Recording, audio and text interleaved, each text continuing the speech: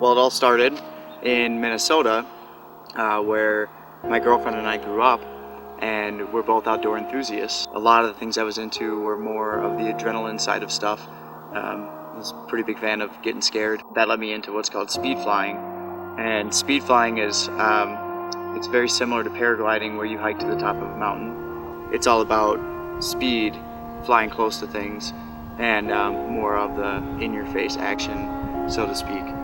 On August 13th, I was speed flying solo on Mount Jumbo. I was up about 200 feet or so and had some complications with my canopy and went down extremely hard and fast and landed on my back on the side of the mountain. Luckily, there was a man up there. He was able to get to me right away, which was truly what saved my life, because I should have died from the fall itself. And he was luckily able to call for a life flight to fly out to the mountain, and they hiked up there and got me off and flew me to St. Pat's, where it was in critical condition. I got my phone out, it was charged, and I could see I had 3 missed calls from a 406 area code that was a number I didn't recognize. And I called the number, and it was messages on there from a hospital.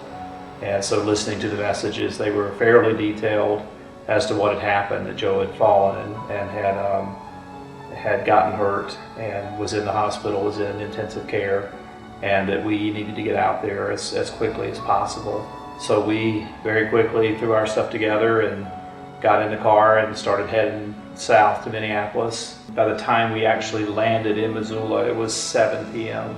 and probably about 7:30 when we got to the hospital to see Joe. The entire trip was unnerving, because we had everything we had already, news we had already received from the hospital. They had said to us he was a quadriplegic. That only meant one thing to us, and they had been very clear to us about how hurt he was. He recognized my wife, he recognized my daughter, but then shortly after we got there, they had to put him in an induced coma, and so we didn't, we did not get much time with him knowing we were there, and then he was in an induced coma for 4 weeks. So it was a very, very, I guess you could say in a way we were blessed to have even a moment with him prior to not being able to communicate at all for 4 weeks. A friend of Joe's is a nurse at the hospital.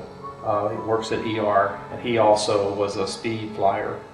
And so he obviously knew about Joe's accident, and he knew that we would be coming there.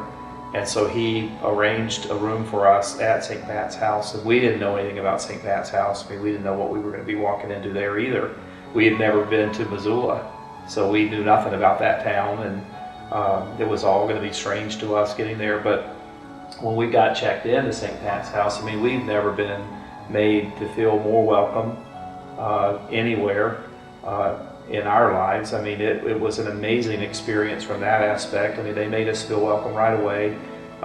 They put us in an amazing room. And at a time when nothing in our world was normal, just being able to leave the hospital for an hour or so and walk back over to St. Pat's and do something as normal as laundry right there, and it just, it just could kind of just made things feel as much like home as possible.